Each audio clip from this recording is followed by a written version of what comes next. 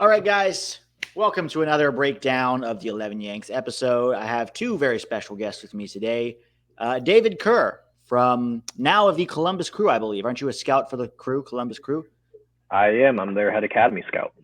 Very cool. Congratulations on that, by the way. It's awesome to see passionate, knowledgeable people getting recruited and working in the American soccer landscape. So that is peak good news to hear.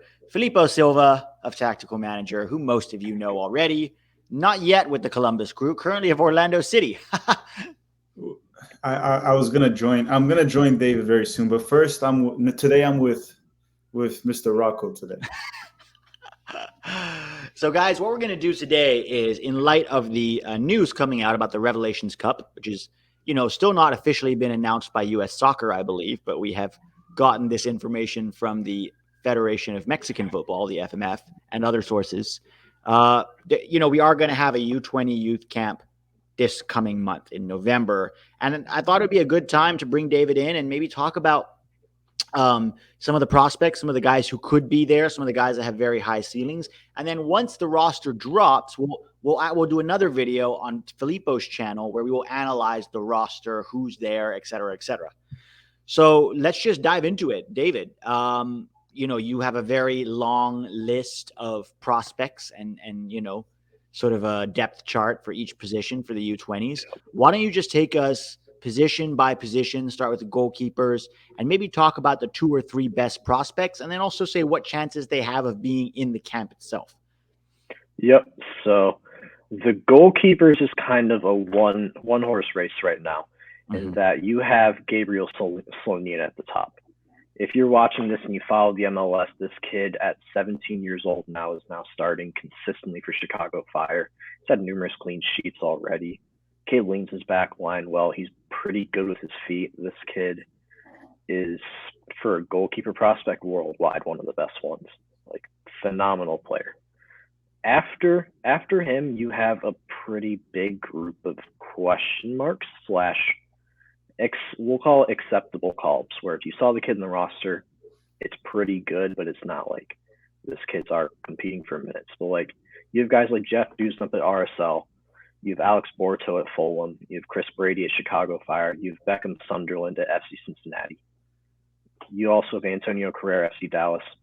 If any of those guys could make this roster and be a great backup for Gabe Slonina, be those second and third goalies. Like, it's a pretty crowded room. Quick question for you. Is Gab Slonina still eligible for the U17s?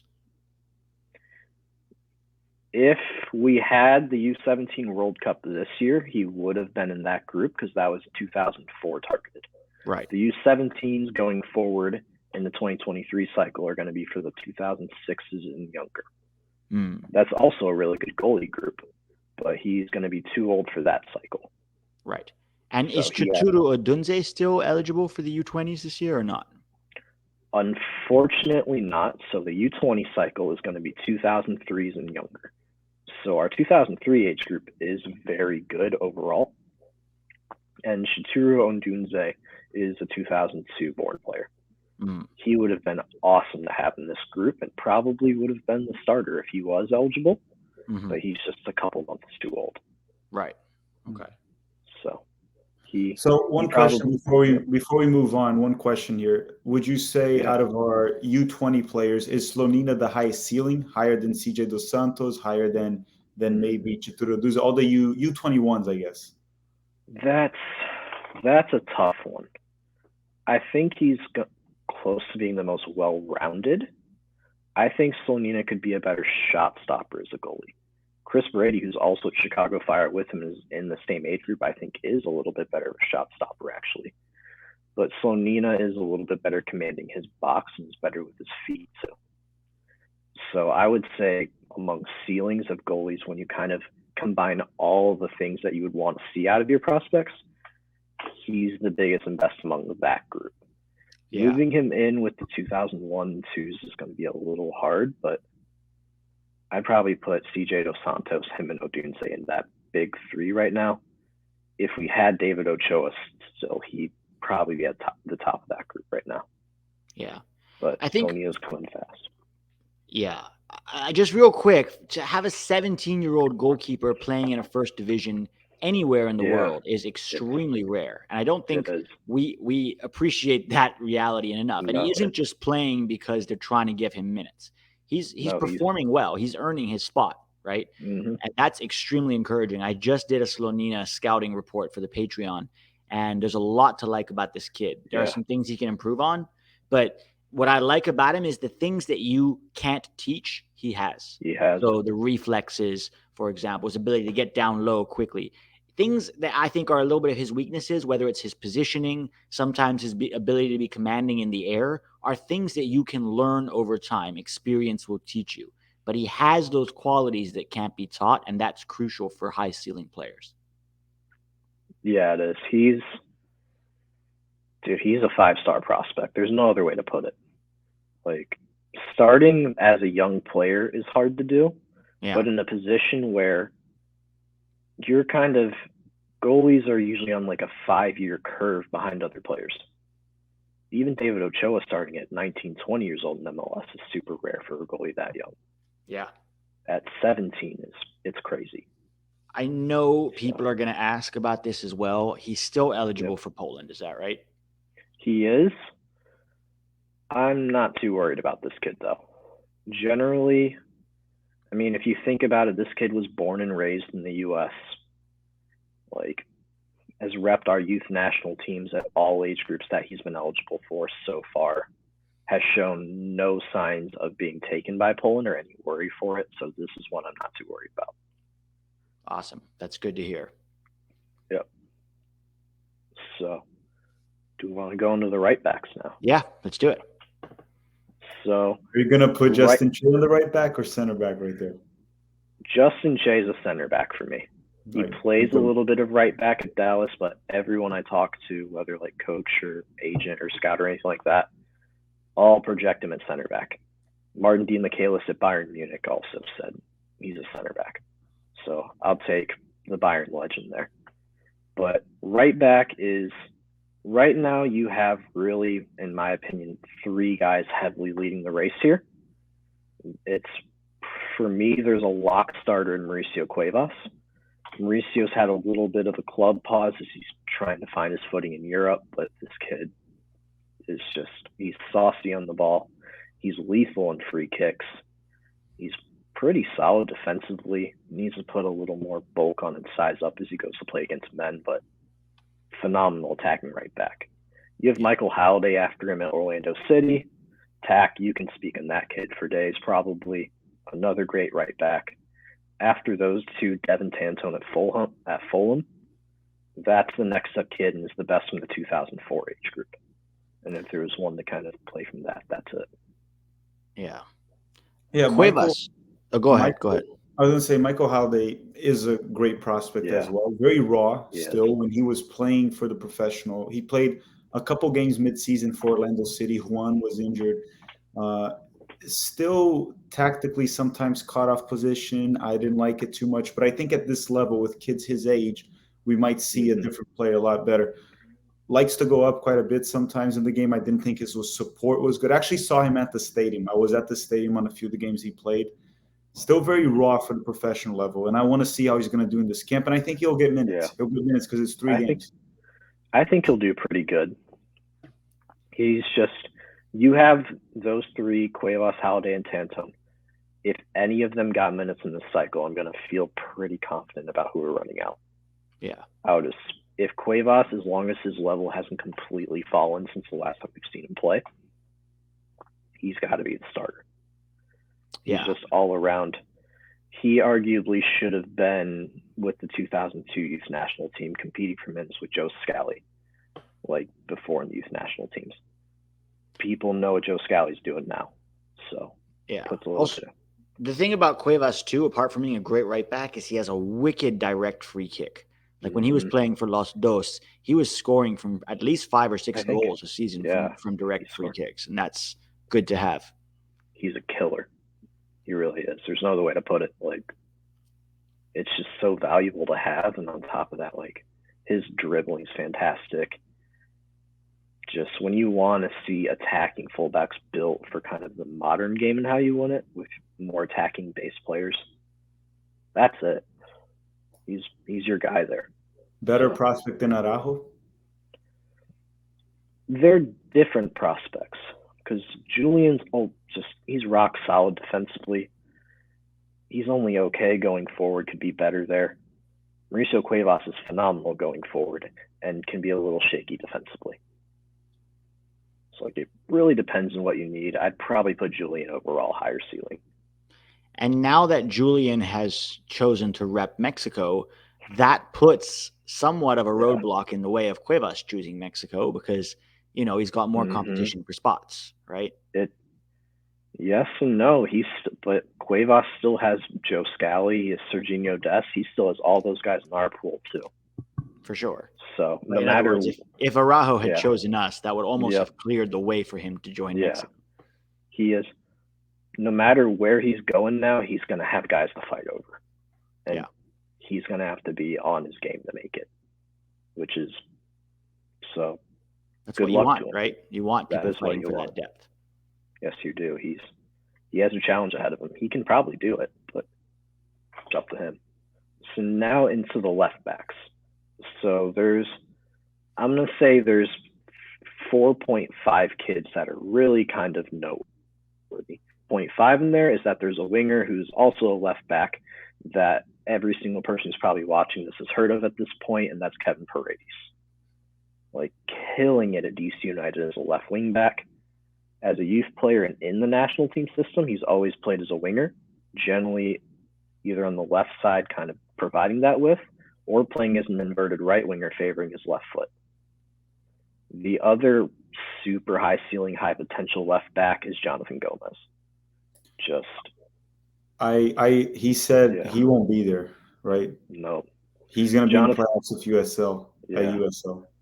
Mm-hmm. Jonathan Gomez he's Louisville City starting left back and honestly their best player.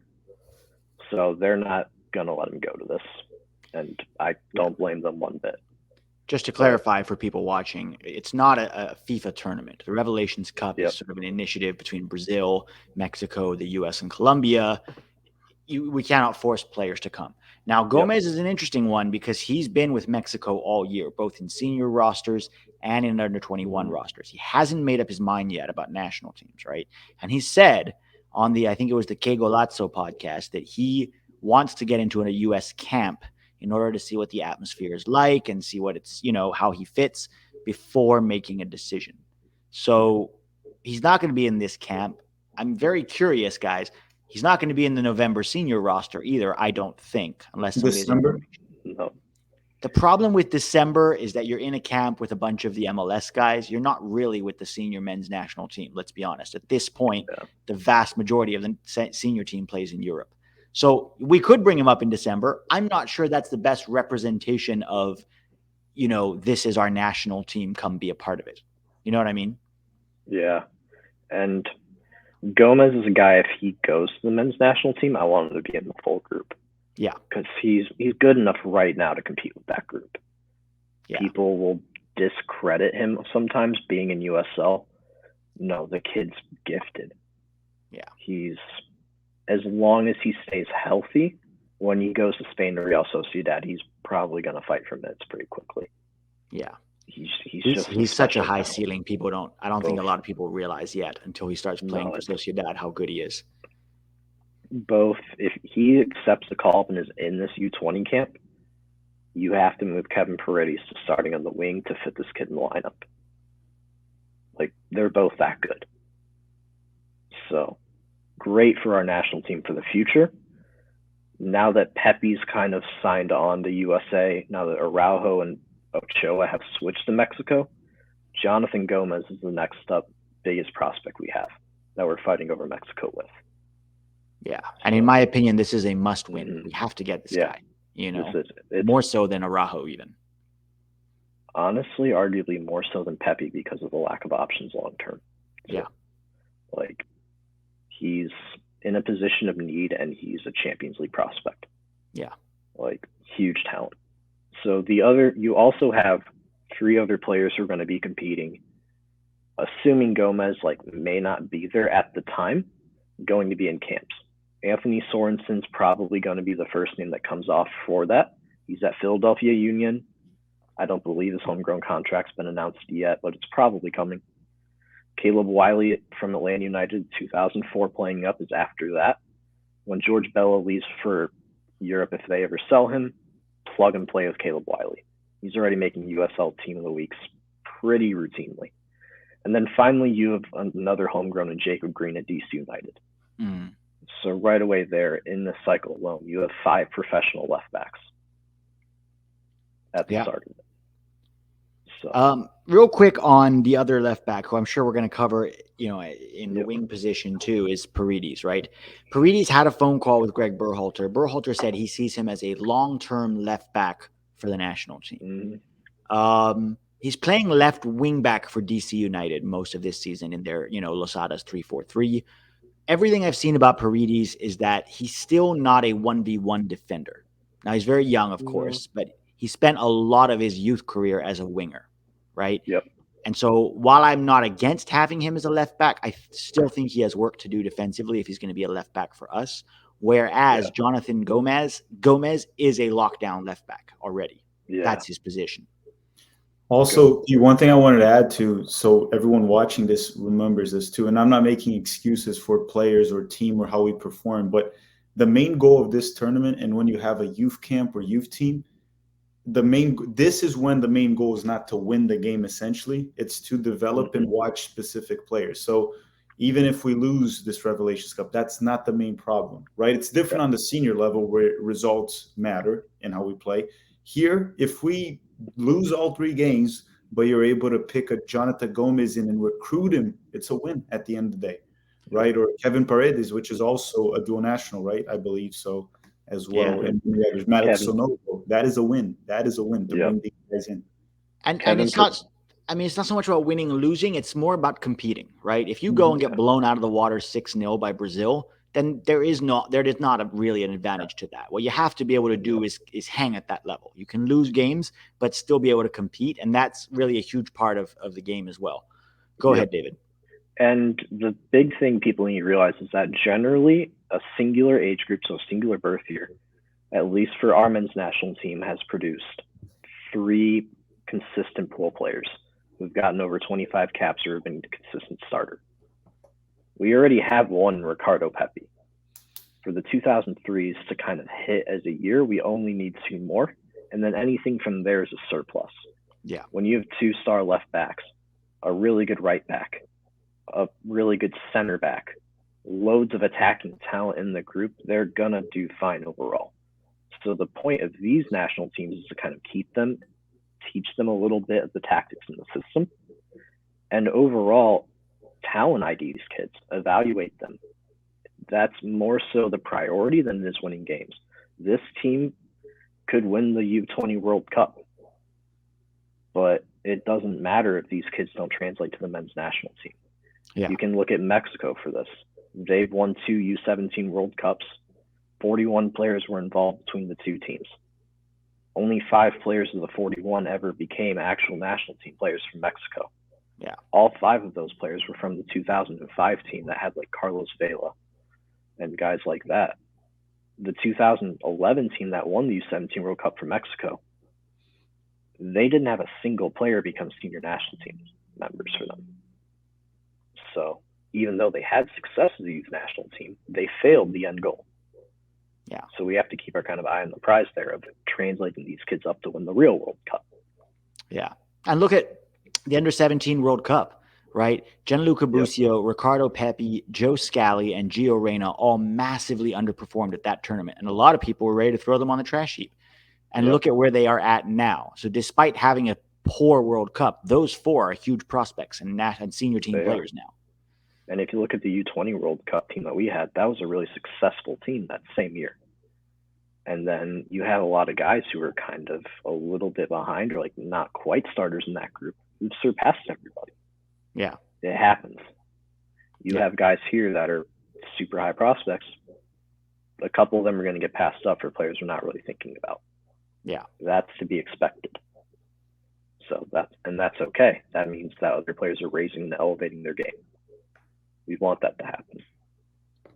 So going from there on to the center backs. So first for the right center backs that we have, there's a pretty big gap between the top guy and the next up. The top guy is Justin Che. Yeah. Everyone who listens to this has probably heard of the kid. Right now, starts at right back for Dallas. Everyone that I've talked to in the professional game for him sees him as a center back. Bayern Munich wants the kid bad. This kid's going to Europe in January, no matter what, whether it's Bayern or somebody else. Great talent. Unless this kid's legs do not work, he's going to be starting for this group. So the other right center backs that we have in this group are Jalen Neal, LA Galaxy, currently plays in the USL under the 2 team. Brandon Craig at the Philadelphia Union, also plays for Philadelphia's USL team. And then Kobe Henry, who's the center back for for Orange County in LA, also generally plays for the USL level. It's going to be a pretty recurring thing among our center backs. But we do have one kid in this group that when you look at Chris Richards, Miles Robinson, Mark McKenzie, guys like that, young guys playing up in the youth men's national team pool in a historically older position, Justin Che has the potential to be that guy from this World Cup group, from this U20 cycle. So moving from there into the left center backs, we do have another guy with that potential as well, but he's currently playing for Switzerland. His name is Brian Oko. He's at Red Bull Salzburg, and he's already made the bench for Red Bull Salzburg as a 2003. He's a really good left center back and is extremely well-rounded. Unfortunately, he's born and raised in Switzerland. He's played for their national teams at all age groups. He captains their national teams. He's the youngest player to be involved in their U21 youth national team call-ups. So he's pretty hard for Switzerland. That doesn't mean he won't ever represent us, though, because Yunus Musa was the same thing. Yeah. And we know how that ended. Yeah. So maybe Greg Berhalter can put on his college football recruiting shoes and do it again. Who knows? After him, you have Casey Walls, who's a great left center back. Another guy who plays for generally in the UCLA or USL on loan from San Jose. And then finally, even though he's technically a right-footed center back, I put him on the left, Antonio Leone at LAFC. He plays at their affiliate right now in USL, Las Vegas Lights. He's another hot USA-Mexico dual national who's been, just like Gomez, in a lot of Mexico U20 camps. So another one that... Because they have camps. They're gonna, yeah, they've been having a lot. And to be fair, we're starting our U20 youth cycle at the same times as normal. So they at least have that going for us. I would have liked to see more camps happening, but I'm not on that staff, so I can't know what's going through their head there. Yeah, but we're all wondering. So center back is going to be a little bit of a worry of, we have a lot of guys who are good professional bound long-term center backs. Can anyone get to the potential level of Justin Che and be a youth national team level center back that we can throw into a U20 World Cup and be confident that they won't drown? Yeah. Because the next under 20 World Cup is 23, right? 2023. Yep. So we have 20 months till it now. So there's time. We have some good names in the list. Yeah. So can any of these guys start to really develop and elevate their game? I think a couple of these guys can. The bar is they need to get to Justin Che's level to kind of match and partner with him. Yeah. So moving from there into our position of worry for this cycle, which is the 6th, the defensive mids. So you have a pretty concrete starter in Daniel Leyva. He started for the 2002s in the U17 World Cup. He's still noticeably growing into his body. He's very high IQ, very good foot skills. Physically, he has work to do. He's not the fastest kid. He struggles a little bit in making his challenges because he's still noticeably looks like he's growing into now like a 6'2" frame. He's grown a lot in the last couple of years. But realistically, the gap between him and the next guys up are pretty big. After Daniel Leyva is when things get pretty murky. You have two other kids in the 2003 pool who are competing for that backup spot right now, Jeremy Garay at DC United and Daniel Edelman at New York Red Bulls. Jeremy Garay has already been signed to a homegrown deal, so he is a professional DC. Daniel Edelman probably is going to be a professional pretty soon, but those two aren't going to push out late on this group. The issue that we have in this cycle is that after those two guys, it gets depressingly thin. You have a couple 2005s there's some big talents like Brooklyn Reigns, Sparta Academy product at El Paso Locomotive. Super high ceiling player. But, that's it. Maybe Matthew Leal at Sporting CP. Maybe he can get a look, but if we have some injuries in this position, it becomes a concern. We also have seen in 2019 at the Youth World Cups what happens if your sixes can't control your game, cannot bring the defensive bite too, which is where Daniel Davis struggles. Yeah. You get overrun in that midfield. Yeah. That's the concern for this cycle is we have a ton of attacking talent, a ton of guys who are probably going to lead us to get 60, 70% possession, even among some of the bigger countries in the world, your Spains, England, Brazils. Who's going to stop the other teams from just running over our midfield, though? So, David, it seems like the United States right now, because we see this at the senior level too, we do have a six problem, right? We have a six problem on the senior level. We have and it doesn't look like we have the solution coming up yet. Well, okay, let me just butt in here because you're talking about 2003s on up, right? So we're still talking about there are other guys in that in-between level who would have been U20s this year. So like Aiden Morris, for example. Aiden Morris. God, we need to see how he returns. Let's talk about Morris real quick because I know he's not a 2003, but he's 19, right? Almost 20, I believe.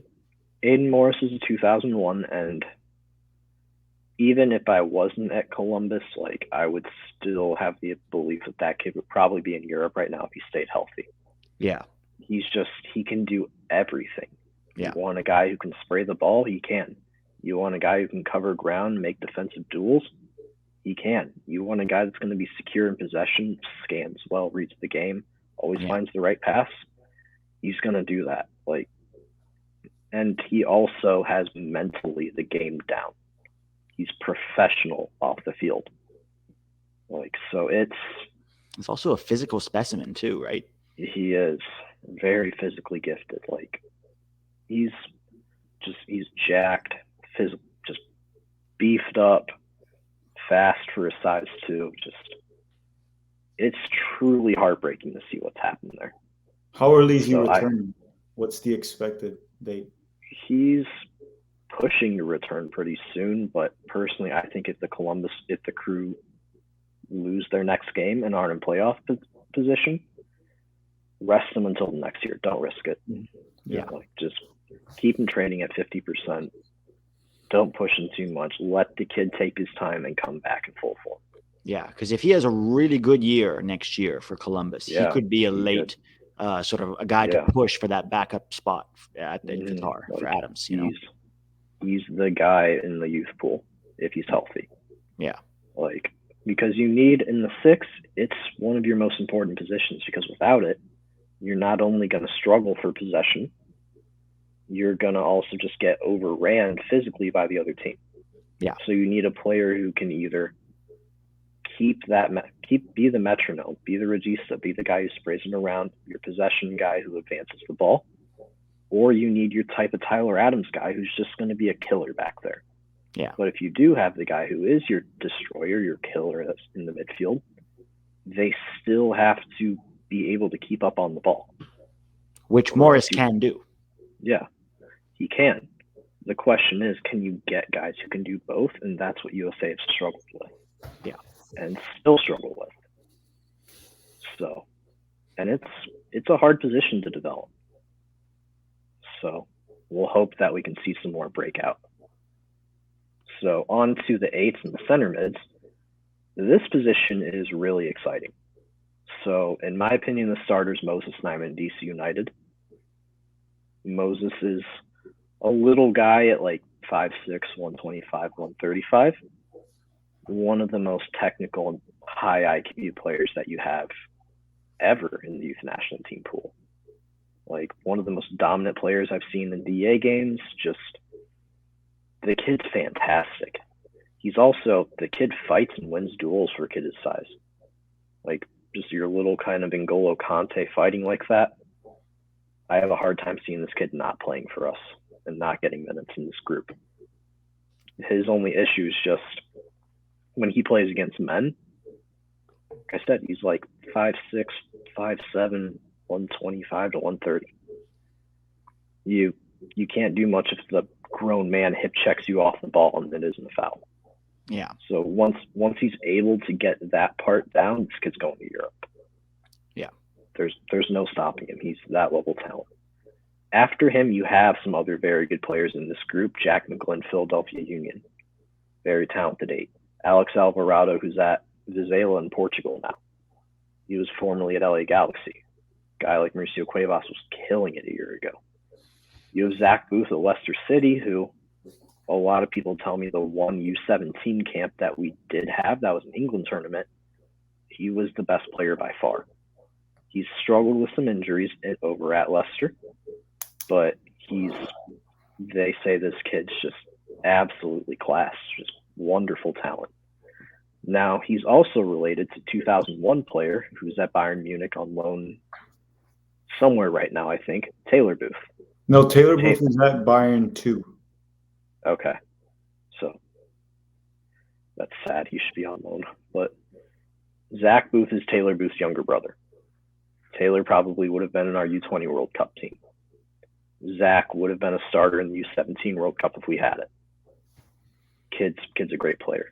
And then after them, one of the 2005s that has a legit chance of playing up in this cycle, Reed Baker Whiting at Seattle.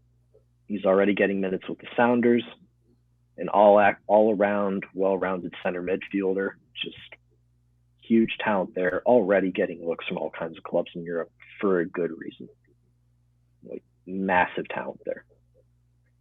So if there is a kid that can play up, and generally your kids that play up in the U20 cycles walk into the men's national team. See Conrad De La Fuente and Tyler Adams, for example. Yeah. And Julian Araujo. Like, they come fast. So he's one of those types of talents. So after that, we bring in the attacking talent in our 10s. This is another group that has some exciting kids. The best one is Caden Clark at New York Red Bulls. Caden has about 4 to 5 games at best left with this team before he's off to Red Bull Leipzig in Germany, where he's hopefully going to get minutes. It's a hard midfield to break in for a kid that young at an attacking position like that, but this kid's a wonderful talent. And you can see the things he does in the league and how many just mind-blowing goals a kid that age has already scored. I have a hard time seeing the other guys pushing over him for minutes, even though the other kids in this group are also, again, really good. The kid you have 2 guys then after him kind of fighting for that backup spot together, being Paxton Aronson and Quinn Sullivan. Both at Philadelphia Union, also fighting each other for minutes. Doesn't Quinn play wide? He does play a little bit wide, but I prefer him as a 10. But you also Paxton Aronson at the 10. Yeah. Can we just quickly kids need minutes. Yeah, go ahead. Sorry, David. No, you're good. Can we just clarify? A lot of people will say, oh, we don't use 10s anymore, right? The 10s are gone. The 10s have disappeared from the global game. That's not necessarily true, right? There's different ways to play the quote unquote 10. Berhalter plays with 2 dual 8s whose jobs are very much, focused on attacking, but they also have, heavy defensive responsibilities. When David talks about these kids at the 10, he's not just talking about a pure creator. He's talking about guys who can also play as a dual 8, like Caden Clark, for example, can definitely play as a dual 8. So can Moses 90. A lot of these. Also, a fluid position. I also think we're probably going to see a U20 team that's going to play similar to what Greg does, since this team is pretty much being ran by Greg to a certain extent.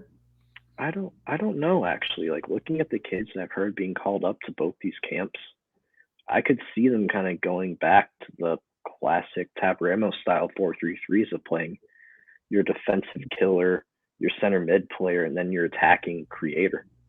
Greg doesn't like changing. And who's the coach? Yeah. Yeah, that's let's talk real quickly about that. That's the problem. Yeah. I've heard they're in final steps for hiring, but who knows?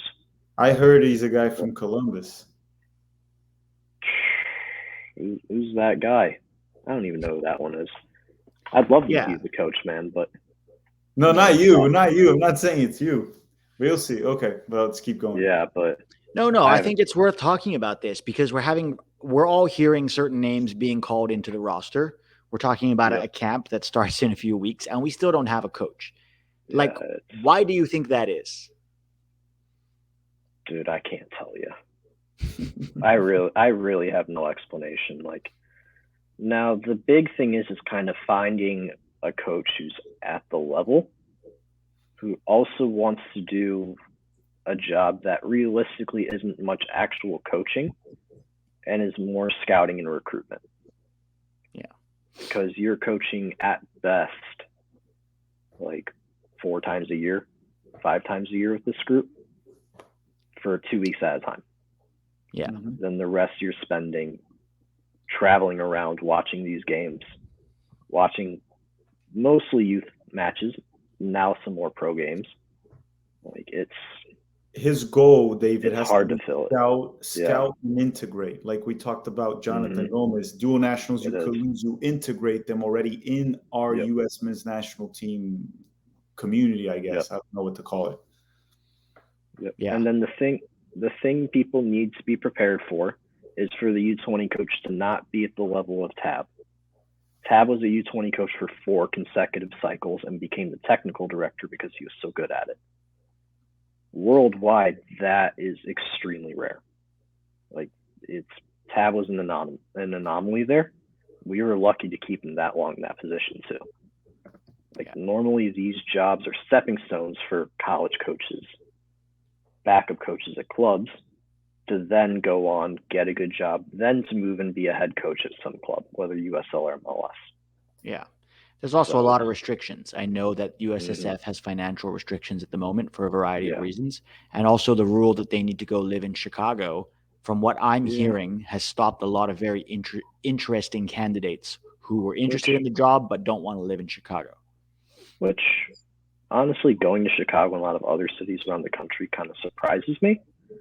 And also surprises me that professional coaches aren't willing to move for a job in the sports industry, where you leave for other cities all the time.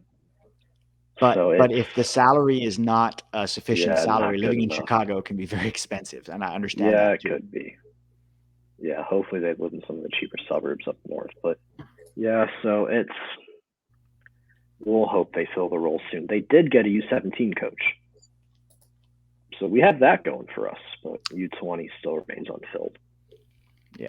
So wait and see. Moving on. So back into our attacking mids, there are 2 more guys who are worth mentioning. Ryan Gutierrez at Chicago Fire, already playing another good attacking midfielder, has experience with this group in the national team when they were at the U16 cycle. And then finally a kid who got pretty robbed with the 17 cycle getting canceled, Evan Rotundo at Schalke. Another kid who's just maestro on the ball, super talented, not the most physically gifted kid, but just so good at soccer. No other way to put it. Like, already one of the best players in Schalke's youth system. Once he's able to play against men, he's going to walk right into that first team. Kill it, probably. So now into what's really exciting in our winger pool. There is a lot to like in this group. So the first thing notable is probably on the right winger side. You have 3 guys who are really standouts. Kevin Paredes, who I put in this side generally because he played as an inverted winger with the youth national team. Like, we've already spoken on this kid. If Jonathan Gomez is in the pool, this is where he probably plays. If Jonathan Gomez is not here, Kevin Paredes moves to left back. And Dante Seeley, the kid killing it at PSV, steps in and fills in. Dante Seeley, the last time this group was together, was the big standout by a pretty big gap. Yeah. Dante's finally come back into that form at PSV on his loan there. Let's just say it's young PSV, so people don't get it confused. The one that plays in the second division of the Dutch second division. It's the PSV under 23 and or B team. Yeah. Like Dante's still killing it there. Yeah. It's not the best level, not MLS level, so I expect him to do that. But like the kid scored a hat trick already, which is really good. So he's one of those two is going to start at winger on this side. It's not for date. The next guy after them is Kyle Alvray, and he's at Lille. Probably knows Tim Weah pretty well. This kid we have to compete with France for because he's a pretty consistent call-up for the France youth national teams. But before he did get the call-ups for the France teams, he was accepting call-ups for USA. Was in our lone U17 camp because he's a 2004 that went to England. Looked pretty good in that group. And he's progressed well ever since then. So he's still relevant in the cycle. How old is he? He's 17 right now. So still a couple years off from first team minutes, but this kid's routinely played up age groups at Lille. So it's his breakthrough at there or on loan at a smaller France club in the first division is coming. He's a really good talent. On to the left side of the field, Can I just ask you real quick about Ascuna? I know he was. Is he still in the Inter Miami Academy? He's not. He's a first team. He's a first team player. Right. So he hasn't really gotten minutes this year, has he? No, and to be fair, at that age, like it's pretty rare too. We say that, but a lot of these guys already are. But Edwin is a very good player. He has to convince Miami that among their homegrown wingers, the two that they've signed, he's the one that deserves minutes over 2005 Filipe Valencia. Edwin also notably has already accepted calls to the youth levels for the Dominican Republic and is provisionally cap-tied there. So if he does accept a call-up to the USA, he's permanently tied to us. So that's a big decision on his part. So is he, if I'm him, am I accepting that call to a USA youth camp or anything like that? Probably not. Looking at the rest of this group, one, I don't think he's going to get very many minutes. But I heard that he actually rejected a call-up for the Dominican Republic because he wanted to wait and see about playing for the U.S. Yeah, which I think is bold. But he denied a men's call-up, which would just straight up cap tie him. So at the same time, that's understandable. Yeah. But like he's going to struggle and make rosters in this group. That's before this group moves up to the U23 cycle where the roster spots get even more thin, up to the men's national team where he's competing with Pulisic and co. Like it's a tough scene. Moving into the left side of the field, you have more guys who are also all really good.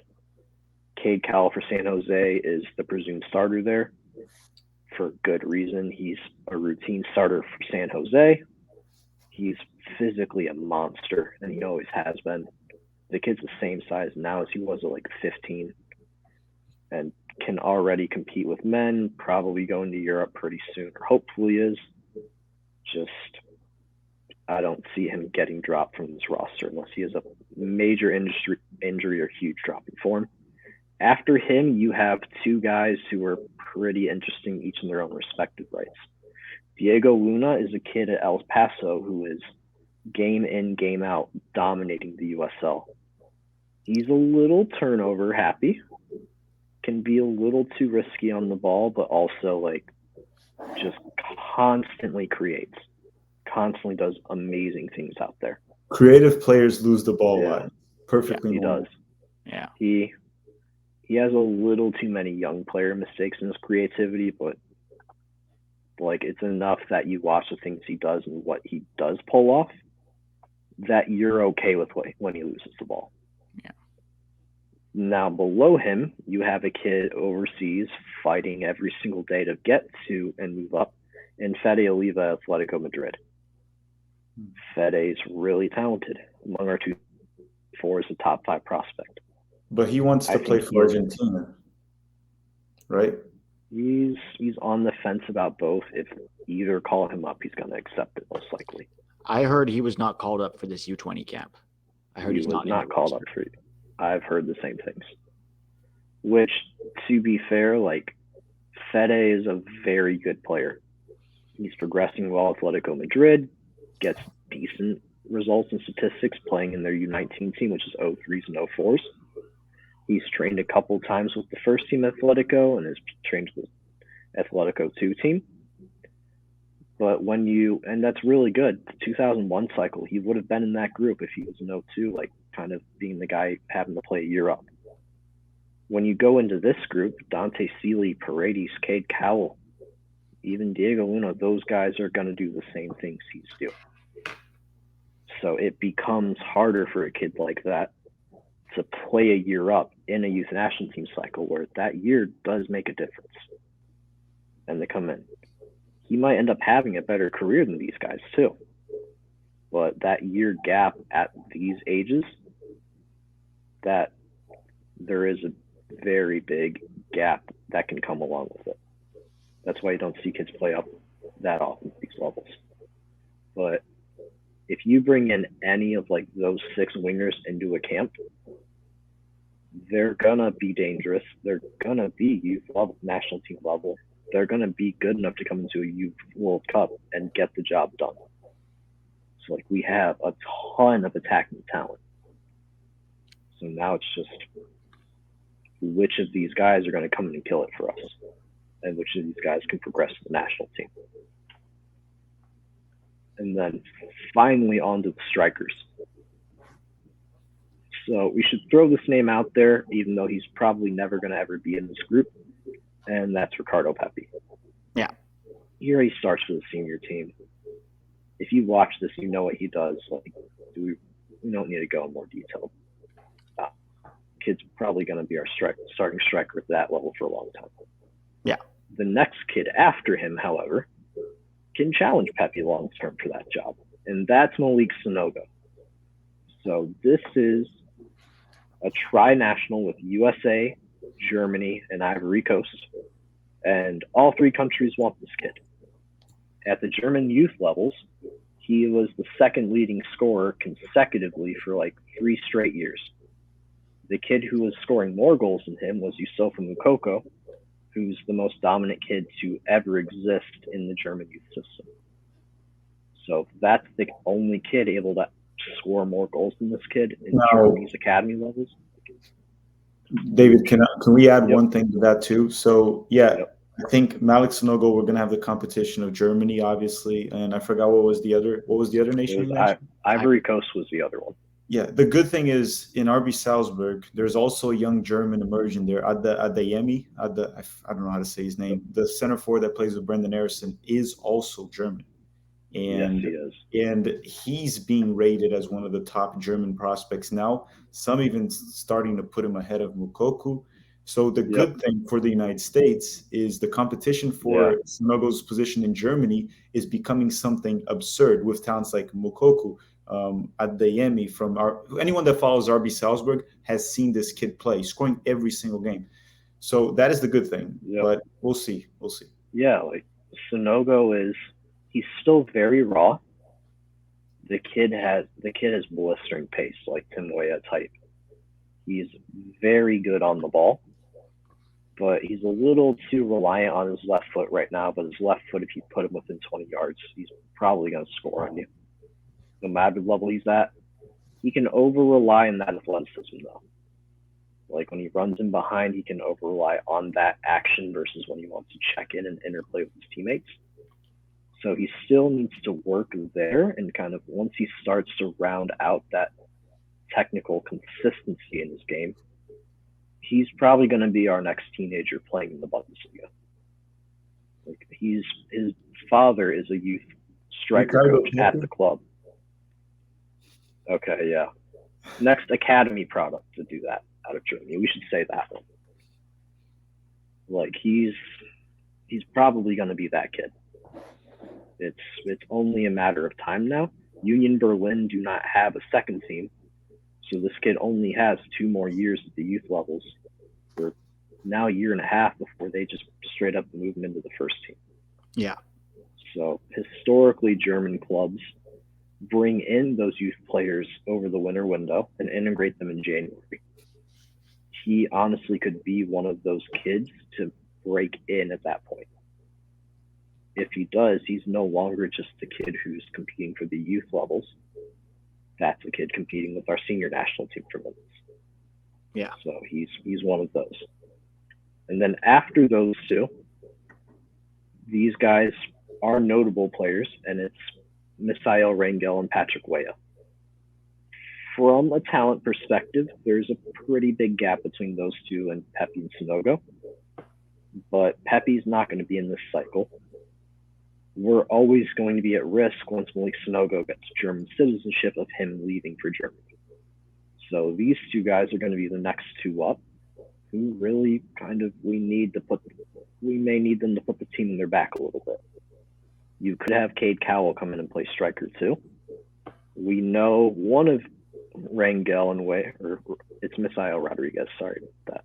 Misael Rangel is actually a kid at Austin FC in their academy, who's another talented player. But Misael and Patrick, you have two guys who one of them is probably going to get some pretty good minutes in this group.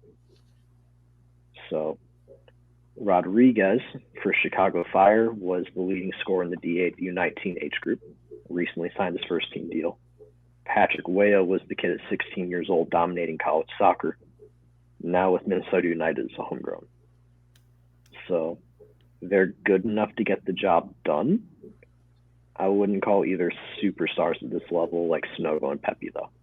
Yeah. We have to wait and see about their ceilings, too. Yeah. Like what I've seen of Weah, I'm not sure how high his ceiling is. Both the ceilings for both of those players are probably long-term MLS guys, which is fine. Yeah. Patrick Weah was with Real Betis for a little bit, for like 3 weeks or so training, remember? Yeah. He has done those training stints. Yeah. And he's very technical. His decision making out there needs to be a lot better. Yeah. And with the last name, he also kind of falls in line with Tim and George Weah being athletically a specimen. Yeah. So he has that going for him. And yeah, that kind of wraps up the U20. As of right now, things will change and new kids will break in, but that would kind of be the pool. I love it. So, yeah. So, guys, the Revelations Cup, we still don't have a coach, but we know it is, Filipo, it's from the 12th of November until the 18th. Is that correct? Yeah, there's 3 games in between that, yes. So first game, I believe, is on the 13th, the first game. I'm not. Are you sure? I thought it was the 12th. 12th is our game against Mexico. Then the following day, we play our first game against Brazil. Then I believe we face Colombia, then Mexico on the 16th. So 3 good games, right? 3 good games. Mm-hmm. Filipo and I will probably be covering the Revelations Cup. We don't know if there's a broadcast partner yet or if we're going to be able to watch it. You generally get streams for these, honestly. Yeah. So we don't know if we'll be able to do a live stream, but Filipo and I will definitely bring you as much coverage as we can of this under-20 tournament. Guys, I do have to sign off here. But David, thank you so much for coming on. Is there anything else either of you wants to say about this group before we... One thing before we go. Remember, guys, as strong as this group looks too, and we see some talents, this group is missing some key players of it because they're already playing in such a high level. And David named a few of them throughout the video, just to remember that. Yep. And so this cycle is straight up, they have the talent to win the U20 World Cup. It's a lot better than we've had 3 consecutive teams go to quarterfinals at the U20 World Cup, all losing to either the team that won it all or the runner-up. Yeah. And arguably could have went further. Yeah, this happens with under 20 cycles, though, where some players are so good at 20 years old, their clubs don't want to release them, right?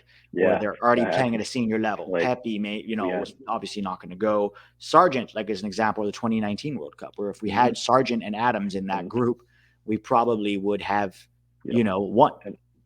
And even in the World Cups at these levels, clubs do not have to release players. Yeah. Schalke in 2017 did not release Weston McKennie, Nick Tidegui, and Haji Wright. Yeah. All three were pretty big blows to that group.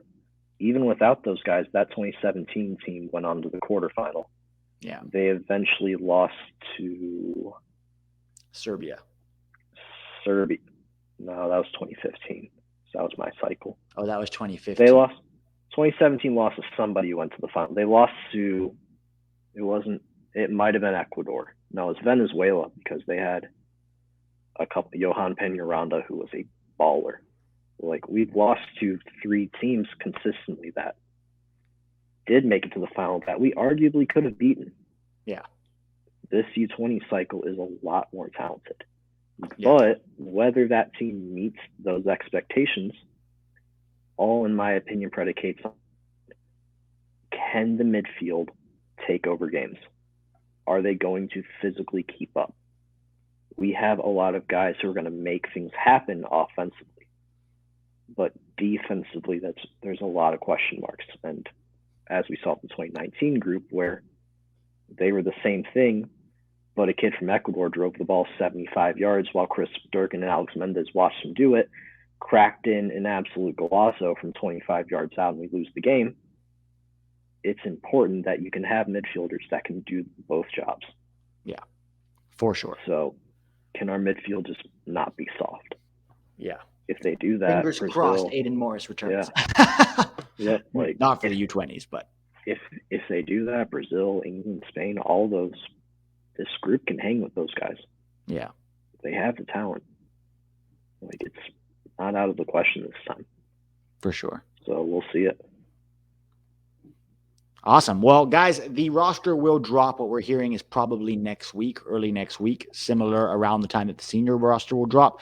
We will be back with David to look at the roster on Filipo's channel on Tactical Manager. So don't forget, once that roster is out next week, I'm sure Filipo will announce it all over Twitter and Instagram. We'll have another video kind of breaking down the roster itself and also looking a little bit at the under-17 camp, which is also going to be hosted this month, right? We're having an under-17 camp. Maybe we'll preview Revelations Cup a little bit. But for now, guys, David, Filipo, thank you so much. Kerr, so glad to see you working in the professional game after all the hard work that you've done for so long. And thanks for coming on, man. It's a nice little story to show that people can go from USMNT Twitter to potentially in there. So awesome. Always take the chances you can get. Unless you're me, and then it's been a pleasure. You've already been with MLS. I love it. I already got Rocco. That's all I need. I don't need anyone else. Cool, guys. Well, we're going to sign off now before this video gets too long. But thanks again for everything. And we'll see you all next week for the roster breakdown.